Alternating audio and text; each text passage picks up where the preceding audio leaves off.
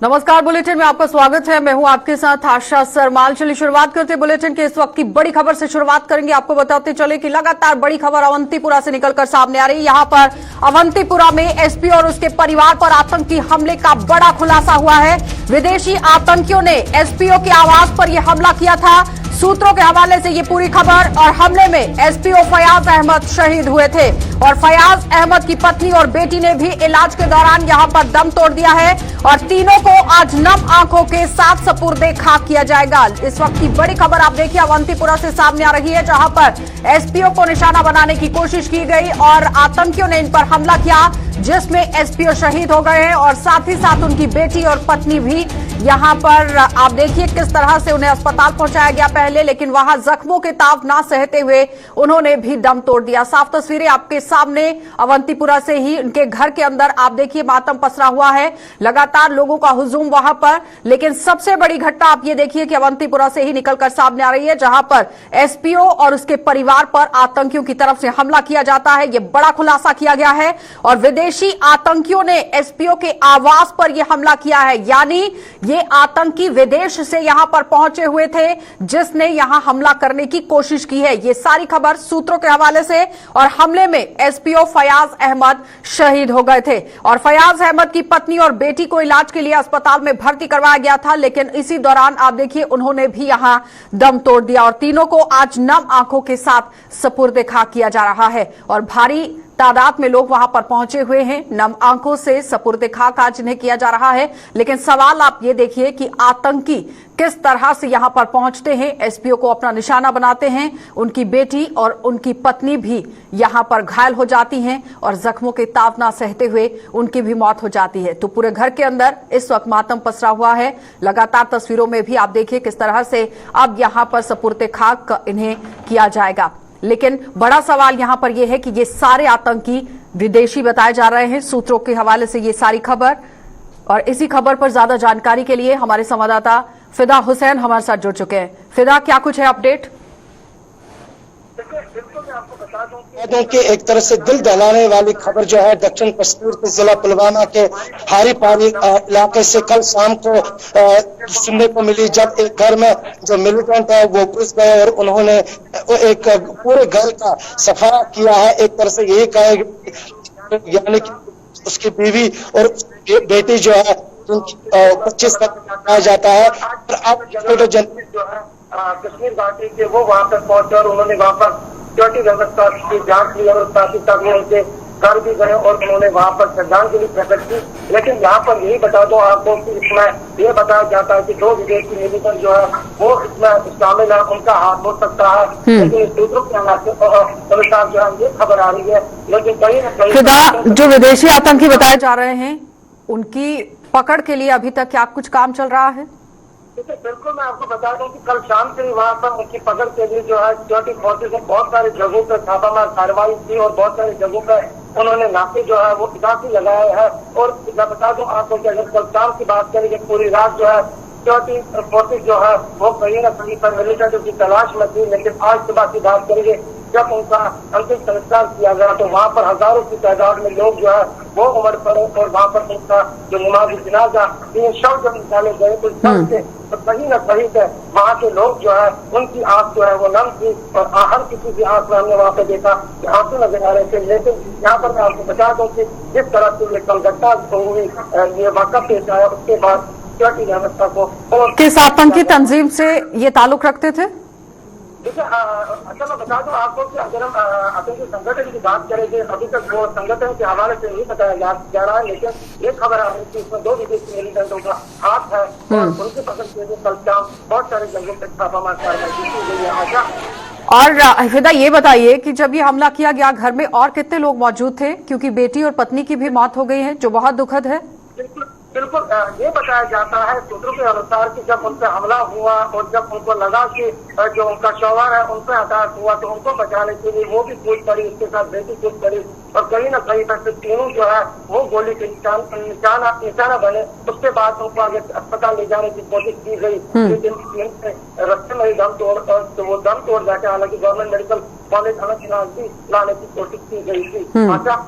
चलिए फिदा, बहुत बहुत धन्यवाद जुड़ने के लिए। तो फिलहाल आपने देखा कि फिदा हुसैन हमारे साथ जुड़े हुए थे, जो बता रहे हैं कि अवंतीपुरा में किस तरह से घटना यहां पर पेश आई है। फिलहाल जिन आतंकियों ने यहां पर हमला किया है वो विदेशी बताए जा रहे हैं और पुलिस मुकम्मल तरीके से काम करती हुई नजर आ रही है। सुरक्षा बल चप्पे चप्पे को खंगालने की कोशिश कर रहे हैं कि आखिर पता चलाया जाए कि आतंकी यहां से किस तरह से फरार होने में कामयाब रहे हैं, लेकिन मुकम्मल तरीके से यहां कमर जो है वो सुरक्षा बलों ने कस ली है। लेकिन इस वक्त आप देखिए कि पूरे घर के अंदर मातम किस तरह से पसरा हुआ है, क्योंकि एसपीओ की पहले यहां पर शहादत होती है और उनके बाद ही उनकी बेटी और उनकी पत्नी की भी मौत हो जाती है, जो काफी ज्यादा दुखद यहां पर वाक्य जो है वो पेश आया है। चलिए एक बार फिर से आपको श्रीनगर लिए चलते हैं, जहां पर गुप्कार अलायंस की तरफ से बड़ी खबर देखने को मिल रही है, क्योंकि पीएजेडी की तरफ से किस तरह अब यहां पर बाजार गर्म किया गया है वो देखना बहुत जरूरी है। क्योंकि दिल्ली में सर्वदलीय बैठक के बाद कश्मीर में सियासी सरगर्मियां शुरू हो गई है और श्रीनगर में डॉक्टर फारूक अब्दुल्ला के आवास पर कल पीएजीडी की बैठक होगी और पीएजीडी की बैठक से पहले आज पीडीपी ने बुलाई है पार्टी की बैठक और पीडीपी सदर महबूबा मुफ्ती पार्टी के आले नेताओं के साथ यहां पर बातचीत कर सकती हैं। जितने भी आला नेता हैं उनसे सर्वसम्मति देखने मिल सकती है या नहीं, लेकिन मुकम्मल तरीके से आप ये देखिए कि एक तरफ जिस तरह से पहले अटकलें लगाई जा रही थी कि गुप्कार गठबंधन के अंदर मतभेद देखा जा रहा है, लेकिन अब यहां दिल्ली में सर्वदलीय बैठक के बाद अब कश्मीर में सरगर्मियां सियासत को लेकर तेज होती हुई नजर आ रही है। श्रीनगर में डॉक्टर फारूक अब्दुल्ला कल गुप्कार की बैठक बुला सकते हैं और कल यहां पर जब बैठक होगी तो जाहिर तरीके से देखना यह होगा कि मतभेद सामने आते हैं या फिर एकजुट होकर सामने आते हैं, क्योंकि यहां पर मुकम्मल तरीके से किनारा किया गया है कि गुप्कार के अंदर कुछ भी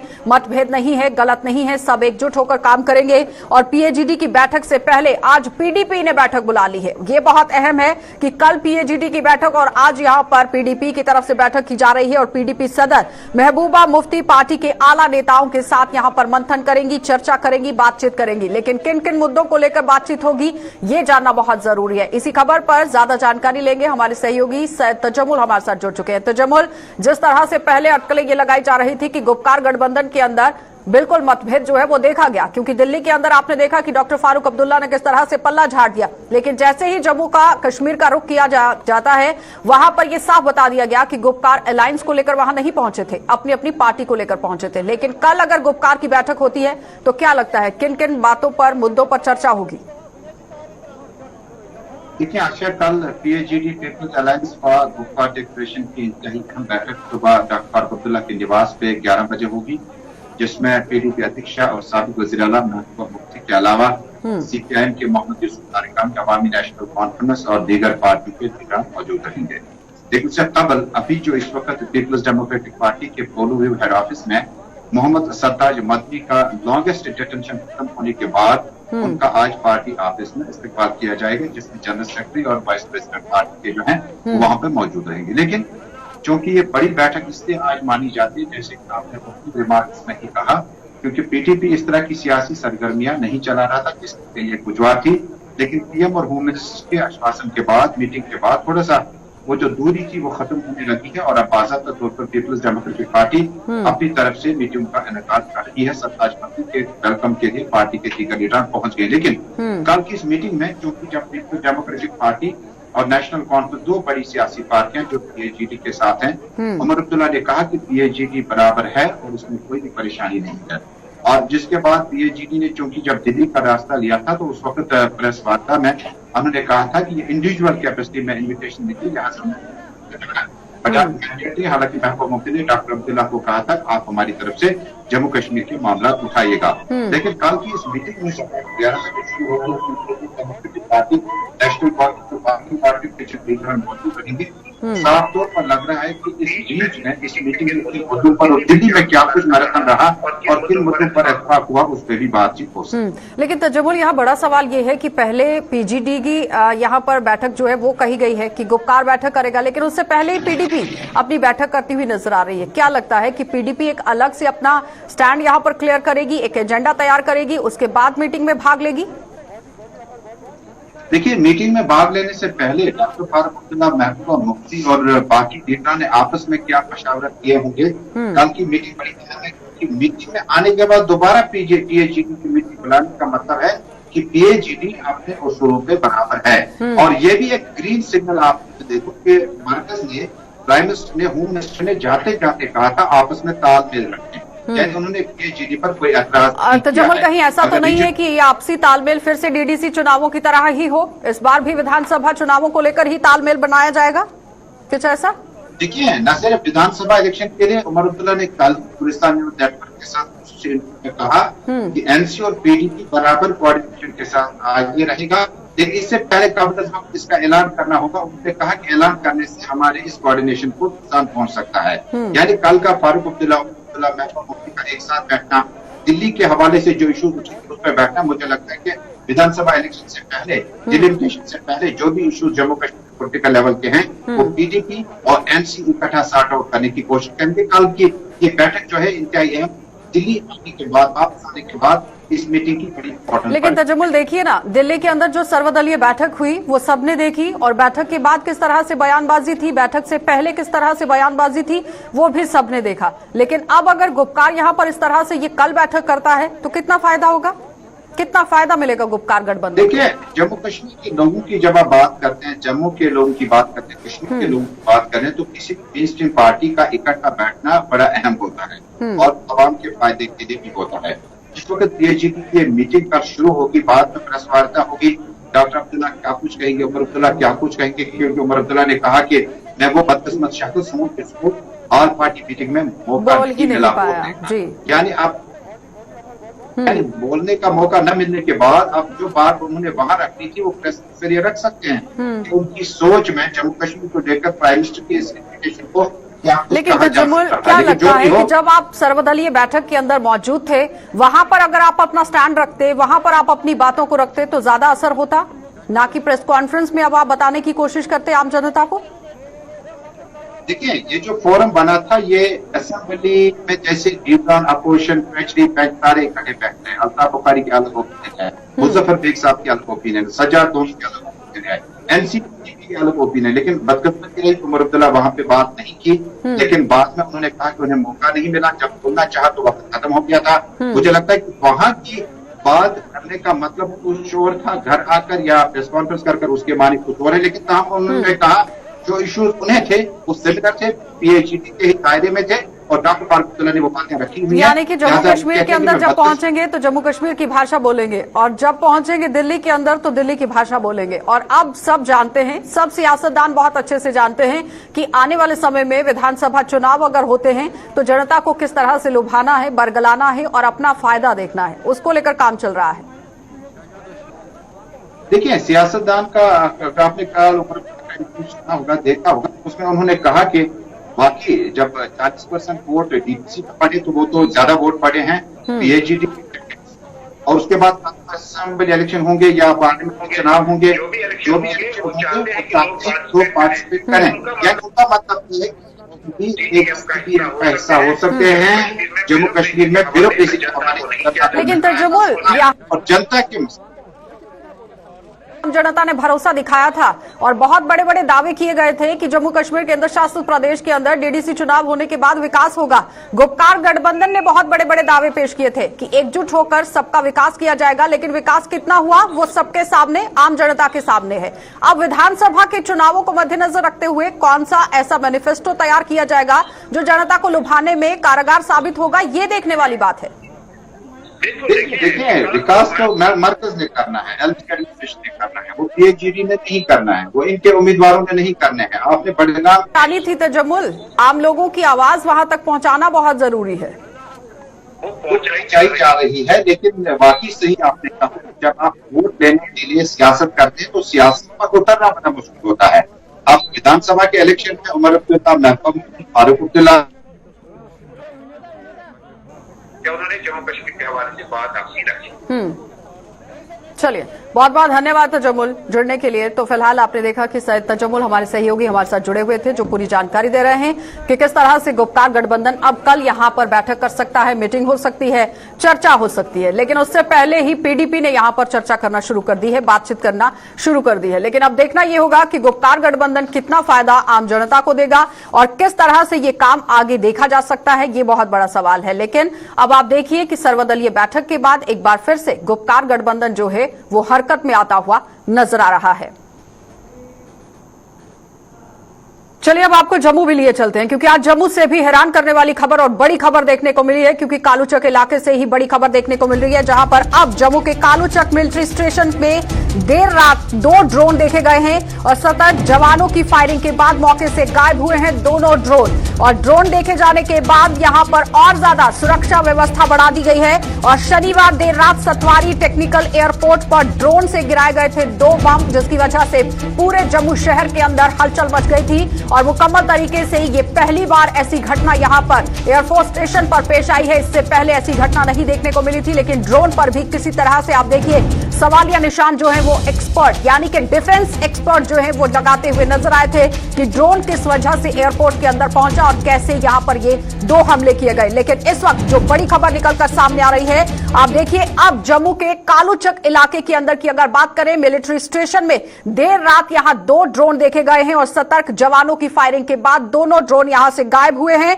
और ड्रोन देखे जाने के बाद मुकम्मल तरीके से सुरक्षा व्यवस्था को बढ़ा दिया गया है।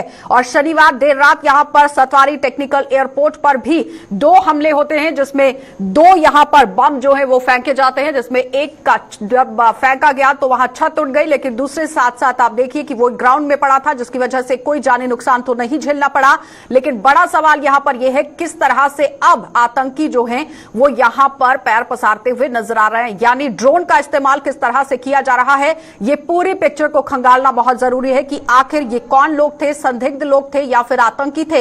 इस पर एक सवालिया निशान जरूर यहां लगता हुआ नजर आ रहा है। लेकिन इस वक्त बड़ी खबर कालूचक से सामने आ रही है, जहां पर अब नाकेबंदी भी कर दी गई है, सुरक्षा व्यवस्था को बढ़ा दिया गया है, क्योंकि रात के समय में 2 ड्रोन यहां पर देखे गए हैं, फायरिंग भी की गई है, उसके बाद ड्रोन यहां से गायब हो जाते हैं। अनिल हमारे संवाददाता हमारे साथ जुड़ चुके हैं। अनिल, क्या कुछ है अपडेट वहां पर इस वक्त? स्टेशन पर भी देर रात जो है बड़ा हमला देखने को मिला और उसी के बाद बातचीत की जाए तो कल कालूचक में भी इसी तरह का जो है ड्रोन का इस्तेमाल किया गया, जिसमें 2 ड्रोन बताए जा रहे हैं। और देर रात आर्मी के जो लोग थे, आर्मी के जितने भी लोग थे, उन्होंने जो है फायर दागने की कोशिश की है। हालांकि उनकी आशंका जो है वो वापस लौट चुके हैं और इस वक्त जो है जम्मू कश्मीर को हाई अलर्ट पर रख दिया गया और सवालिया चिन्ह लगातार सिक्योरिटी पे खड़े होते हुए नजर आ रहे हैं। अगर पाकिस्तान की नापाक हरकतें जो है वो जम्मू कश्मीर में बढ़ती हुई नजर आ रही है और जम्मू संभाग की बात की जाए तो जम्मू के अंदर लगातार पेरिफेरी को जो है बढ़ा दिया गया है, सिक्योरिटी को बढ़ा दिया गया। सिक्योरिटी लिहाजे से बात की जाए तो जिस जगह पे आप मुझे इस समय देख रहे हैं, मैं आपको बता दूं इस वक्त की तस्वीरें जो है आर्मी एरिया के हम बताने की कोशिश कर रहे हैं। और ये जितनी भी सिक्योरिटी एजेंसीज है उसने टाइमिंग नजर बनाई हुई है। और कल देर रात से ही जब एयरफोर्स स्टेशन की बात की जाए तो एयरफोर्स स्टेशन के अंदर जब 2 ड्रोन ने 2 बड़े धमाके देखने को मिले, उसी के बाद जम्मू कश्मीर को हाई अलर्ट पर रखा गया था। और लगातार पाकिस्तान की बात की जाए तो पाकिस्तान अपनी नापाक हरकतें जो है वो अपनाने की, क्या लगता है अनिल कि इन ड्रोन्स का भी ताल्लुक पाकिस्तान से ही हो सकता है? हालांकि इसके बारे में अभी कोई पुष्टि नहीं की गई है, ये तो अभी जांच का विषय है।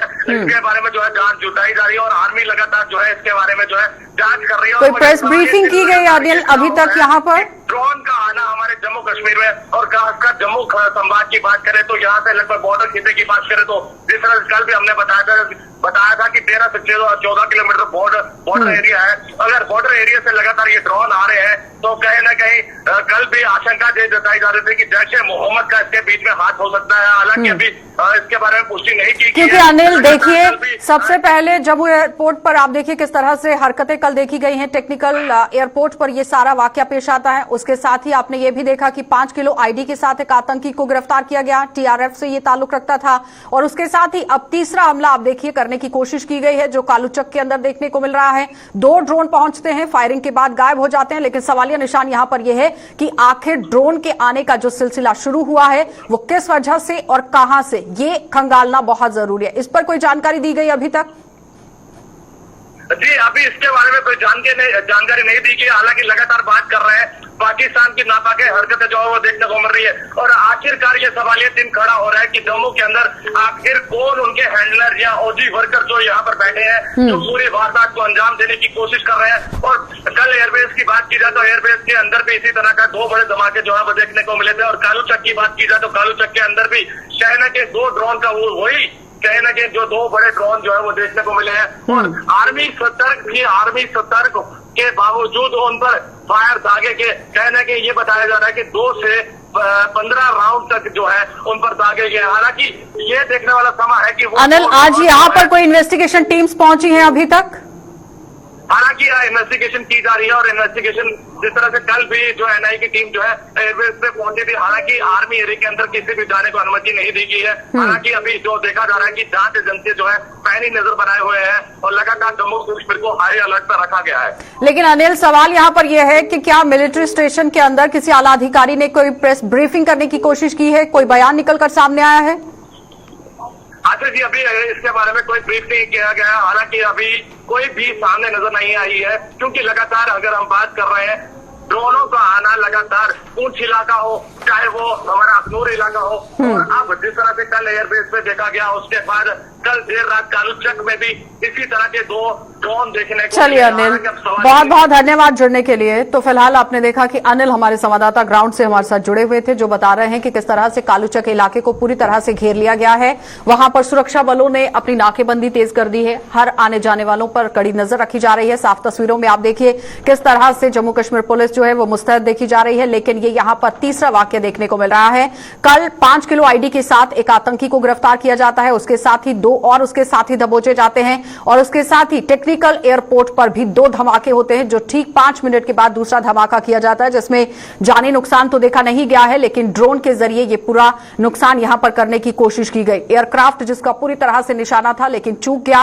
अब आप देखिए कि तीसरी घटना कालूचक इलाके से सामने आ गई है, जहां पर मुकम्मल तरीके से सेना के जवान भी मुस्तैद हैं, वहां पर जम्मू कश्मीर पुलिस के जवान भी मुस्तैद हैं। हर आने जाने वालों पर नजर रखी जा रही है। लेकिन सवाल यह है कि आखिर ये ड्रोन कहां से यहां पर पहुंच रहे हैं और किस तरह से पहुंच रहे हैं, कौन इसका हैंडलर है, इसकी जांच करना बहुत जरूरी है। चलिए अब आपको सांबा लिए चलते हैं और सांबा से भी आज एक और बड़ी खबर आपको दिखा देते हैं, क्योंकि जिला सांबा में लगातार किस तरह से सूरत हाल बने हुए हैं ये जानना बहुत जरूरी है। अब आप देखिए कि सांबा जिला अस्पताल को कल यहां पर कोविड डी नोटिफाई किया जा सकता है और अस्पताल में ओपीडी व अन्य सेवाएं शुरू होने की उम्मीद जताई जा रही है। और अस्पताल में भर्ती कोरोना का मात्र 1 मरीज यहां पर स्वस्थ हुआ है और जिला अस्पताल में ओपीडी के साथ साथ सर्जरीज भी शुरू होने की उम्मीद जताई जा रही है। अब इस वक्त राहत भरी खबर ही इसे कहेंगे, लेकिन देखना यह होगा कि कल अगर ओपीडी शुरू होती है तो ही आम जनता को राहत मिल सकती है, क्योंकि जिला सांबा के अंदर अस्पताल को कल यहां डी नोटिफाई कर दिया जाएगा और अस्पताल में ओपीडी व अन्य सेवाएं भी शुरू की जा सकती है, इसकी उम्मीद बनती हुई नजर आ रही है। और अस्पताल में भर्ती यहां पर मात्र 1 मरीज स्वस्थ हो चुका है, बिल्कुल अपने घर जा चुका है और जिला अस्पताल में ओपीडी के साथ साथ सर्जरीज भी अब यहां शुरू हो सकती है, क्योंकि एक राहत भरी खबर जिला सांबा के लोगों के लिए, क्योंकि उन्हें विजयपुर का रुख करना पड़ रहा था, लेकिन अब यहां डिस्ट्रिक्ट अस्पताल का वो रुख कर सकते हैं अगर कल से ओपीडी शुरू होती है, सर्जरीज शुरू होती हैं, क्योंकि एक ही मरीज यहां पर स्वस्थ जो है वो अब हो चुका है, जो यहां संक्रमित था। लेकिन इस वक्त राहत भरी खबर ही इसे कहेंगे। ऋषि खजूरिया हमारे साथ जुड़ चुके हैं। ऋषि, जिस तरह से पहले भी ये उम्मीद जो है वो बंधी थी, लेकिन किन्हीं कारणों की वजह से उस वक्त भी ओपीडी शुरू नहीं की गई, लेकिन आज राहत भरी खबर एक बार फिर से देखने को मिली है।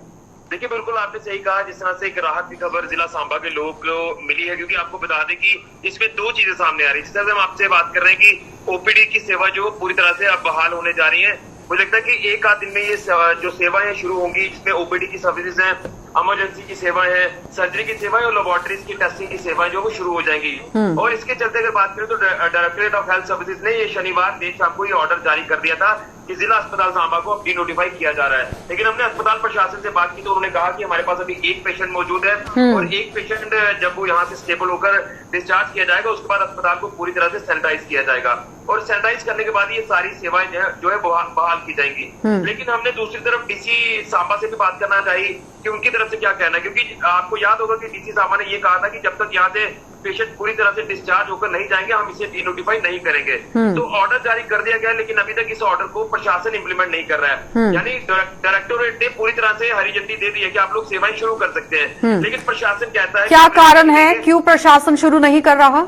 देखिए, प्रशासन का साफ तौर पर कहना है कि पूरी तरह से डी नोटिफाई का मतलब है कि एक भी पेशेंट यहाँ पर नहीं होना चाहिए।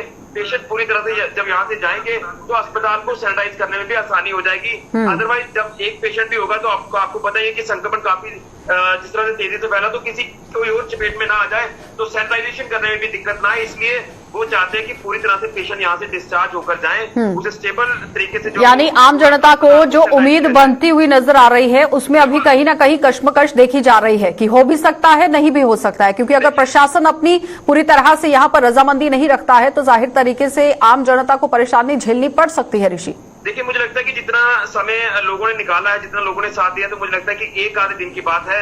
मुझे ये भी लग रहा है कि जो खुलकर बात नहीं कर रहे अधिकारी, हमने अधिकारियों से ऑफ द रिकॉर्ड बात की, तो वो भी कहीं ना कहीं अपने ऊपर जिम्मेवारी नहीं ले रहे कि अगर हम कह दें कि इस अस्पताल को हम शुरू कर रहे हैं तो कहीं प्रशासन उनके ऊपर कोई ऐसी कार्रवाई ना कर दे कि आपने बिना पूछे किस तरह से कर दिया। तो इसलिए प्रशासन जो पूरे जिला को चला रहा है, तो प्रशासन की कंसेंट काफी जरूरी होती है। इसलिए अस्पताल प्रशासन के अधिकारियों का साफ तौर पर कहना है कि एक आध दिन की बात है, आज ही मुझे लगता है कि वो पेशेंट डिस्चार्ज हो जाएगा जो एक पेशेंट यहाँ पर मौजूद है, और जल्द ही इसे पूरी तरह से कल सैनिटाइज करके इसे यहाँ पर सर्विसेज को बहाल किया जाएगा। और सैनिटाइजेशन जब करते हैं तो 48 घंटे का वक्त लगता है कि आपको अंदर किसी तरह से नहीं बैठना है, पूरी तरह से जब वेंटिलेट हो जाएगा पूरा एरिया जहां जहां पर भी कोविड पॉजिटिव पेशेंट्स थे, तो ये सारा रिस्क कवर किया जा रहा है और फाइनली यानी प्रॉपर गाइडलाइंस के साथ ही यहाँ पर डी नोटिफाई किया जाएगा। बहुत बहुत धन्यवाद ऋषि बातचीत के लिए। तो फिलहाल आपने देखा कि ऋषि खजूरिया हमारे साथ जुड़े हुए थे जो पूरी जानकारी दे रहे थे कि किस तरह से डी नोटिफाइड यहाँ पर करने की कोशिश की जाएगी, लेकिन प्रशासन अभी तक अपनी सहमति नहीं दे पाया है। जब तक प्रशासन यहाँ पर अपनी रजामंदी सहमति नहीं देता तब तक कुछ नहीं होने वाला है। और जाहिर तरीके से आपको ये बताते चले कि लगातार जिला सांबा के लोगों के लिए एक राहत भरी खबर जरूर है, लेकिन अगर 1 या 2 दिन उन्हें यहां इंतजार करना पड़ रहा है तो कोई बहुत बड़ी बात नहीं है। मुकम्मल तरीके से काम शुरू किया जाएगा। प्रशासन की तरफ से भी ऐसी यहां पर बयानबाजी जो है वो की गई है। चलिए आगे बढ़ जाएंगे। जम्मू के एयरफोर्स स्टेशन पर हुए हमले और नरवाल से आईडी पकड़े जाने के बाद जम्मू बस स्टैंड में भी सिक्योरिटी बढ़ाई जाने की मांग उठ गई है। और जम्मू बस स्टैंड यहां पर जो ट्रेडर्स वेलफेयर एसोसिएशन है उनके प्रधान रमेश टाक ने प्रशासन से मांग की है कि जम्मू में आए दिन घटनाओं को देखते हुए बस स्टैंड में सुरक्षा बढ़ाए जाने के साथ साथ चेकिंग अभियान चलाने की मांग कर रहे हैं। और रमेश टाक ने यह भी कहा कि बस स्टैंड में एक ऐसी जगह है जहां पर हर जगह से लोग पहुंचते हैं और इसलिए इस जगह पर विशेष ध्यान दिया जाए, नहीं तो यहां मुकम्मल तरीके से सिक्योरिटी का प्रबंध किया जाए। लेकिन और क्या कुछ कहना था जरा देखिए। मीडिया के माध्यम से सबसे पहले पुलिस विभाग से ये गुजारिश करूंगा कि थोड़ी सी सख्ती बढ़ानी चाहिए। जिस तरीके से बेमाल में 2 मिलिटेंट पकड़े हैं आईडी के साथ, और जो एयरपोर्ट पे जो 2 ब्लास्ट हुए हैं, और उनके विषय में मैं पुलिस विभाग को बोलूँगा कि थोड़ा सा सतर्क रहें और बस स्टैंड जैसी जो जगह है जहाँ पर सुरक्षा बढ़ाई जाए और चेकिंग की जाए, और जितने भी रेलवे स्टेशन है, एयरपोर्ट हैं, सारी जगहों पर सिटी में नाका लगाया जाए। हाँ, बात यह है कि सिक्योरिटी के हिसाब से बस स्टैंड एक बहुत सेंसिटिव जगह है जहाँ हम बैठे हुए हैं। आए दिन जहाँ पे भी ब्लास्ट होते रहते हैं। अभी पिछले साल एक ब्लास्ट जहाँ पे ग्रेनेड अटैक हुआ था तो इससे 2 लोगों की जान चले गई थी और 7-8 लोग जख्मी हो गए थे। बस स्टैंड एक ऐसी जगह है जो भी जहाँ कोई आता है पहले बस स्टैंड एरिया में आता है, उसके बाद आगे पीछे जाता है, और कोई भी टेररिस्ट हो वो भी जहाँ पे बस स्टैंड ही आएगा, क्योंकि जहाँ पे इसको पनाह और खाने की जगह भी मिल जाती है, जिसकी वजह से वो यहाँ पे आके पहले जहाँ पे देखता है उसके बाद फिर आगे पीछे कोशिश करता है। चलिए बुलेटिन में फिलहाल इतना ही। देश और दुनिया की खबरों के लिए आप बने रहिए गुलिस्तान न्यूज के साथ।